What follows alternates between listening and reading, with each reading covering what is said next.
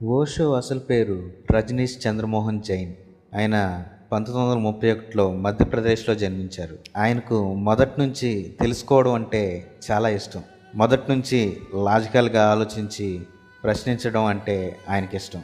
సాంప్రదాయాలు, నమ్మకాలు, నైతిక విలువలు, నియమాలు, భక్తి అనే విషయాలను అందరిలా కాకుండా విభిన్న కోణంలో చూసేవారు.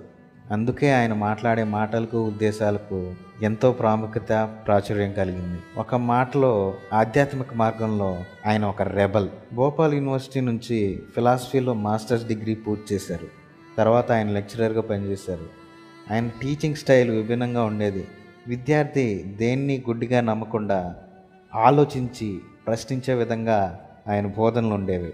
ఆయన భావజాలం చాలామంది శిష్యులను, ఫాలోవర్స్ను ఆయనకు తెచ్చిపెట్టింది. ఓషో ధ్యానానికి కొత్త రకం దృక్పథాన్ని తీసుకొచ్చారు. ఆయన డైనమిక్ మెడిటేషన్ అనే కొత్త పద్ధతిని రూపొందించారు. ఈ మెడిటేషన్ అలా కూర్చొని సైలెంట్గా ఉండటం మాత్రం కాదు, కదలటం, డ్యాన్స్ చేయటం, ప్రాణాయామం చేయటం వంటి యాక్టివ్ మూమెంట్స్ ద్వారా శాంతికి మార్గాన్ని సూచించడం. మెడిటేషన్ అంటే మన ఇన్నర్ సెల్ఫ్లోకి ప్రయాణం. ఓషో తన ఆశ్రమాన్ని పూణేలో 1974లో స్థాపించారు. ఇది కేవలం స్పిరిచువల్ సెంటర్ మాత్రం కాదు, ప్రపంచం నలుమూల నుంచి జనాలు వచ్చి వారి స్వేచ్ఛను అనుభవించేలా చేయటం, కొత్తగా ఆలోచించేలా రూపొందించిన ఆశ్రమంగా ఉంది. ఇక్కడ సెల్ఫ్ ఎక్స్ప్లోరేషన్, ఫ్రీడమ్, క్రియేటివిటీలకు ఎక్కువ ప్రాధాన్యం ఇచ్చేవారు. 1980స్లో ఓషో అమెరికా వెళ్ళి ఆరిగాన్లో ఒక కమ్యూన్ స్థాపించారు. ఇది వరల్డ్స్ లార్జెస్ట్ స్పిరిచువల్ సెంటర్స్లో ఒకటిగా మారింది. ఒక అడవి లాంటి ప్రాంతాన్ని ఓషో సన్యాసిన్సు భూతల స్వర్గంలా తీర్చిదిద్దారు. చాలా కాంట్రవర్సీసు, పాలిటిక్స్ అండ్ లీగల్ ప్రాబ్లమ్స్తో ఆ కమ్యూన్ మూతపడింది. అప్పుడు ఓషోని జైల్లో కూడా పెట్టారు. ఇది ఆయన జీవితంలో ఒక కీలక మలుపు. ఆ తర్వాత ఓషో పూణేకి వచ్చారు. ఆయన 1990లో మరణించారు. కానీ ఆయన ఇచ్చిన ధ్యాన పద్ధతులు, స్వేచ్ఛను ప్రోత్సహించే తత్వం ప్రపంచం అంతటా ప్రాచుర్యం పొందాయి.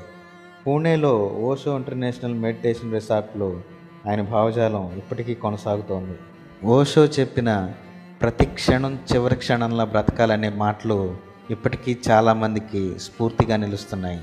ఓషో జీవితం ఒక ప్రయాణం, ఆలోచనలకు పరిమితులు లేని జీవితాన్ని అన్వేషించే ఒక ప్రయాణం. ఆయన స్పీచెస్ని బుక్స్గా చేసి పబ్లిష్ చేశారు. వాటిలో కొన్ని చదివి కొంచెం అర్థమైనా సరే మనం సైకలాజికల్ ఫ్రీడమ్కి దగ్గర అవుతున్నట్టు మనకే తెలుస్తుంది. Psychological freedom is ultimate. అది పొందాలంటే మనలో ఉన్న చాలా చెత్తను డంప్ చేయాలి. అందుకు ఓషో బుక్స్ హెల్ప్ చేస్తాయి. వాటిలో కొన్ని awareness, the book of secrets, the book of women, hidden mysteries, courage, the art of living dangerously, ఇలాంటివి 200కు పైగా పుస్తకాలు ఉన్నాయి. అందులో కనీసం ఒక పుస్తకమైనా చదివి కొంచెం అర్థమై ఉంటే మనం బై నేచర్ ఎలాంటి వాళ్ళం మనకు తెలిసేలా చేస్తుంది.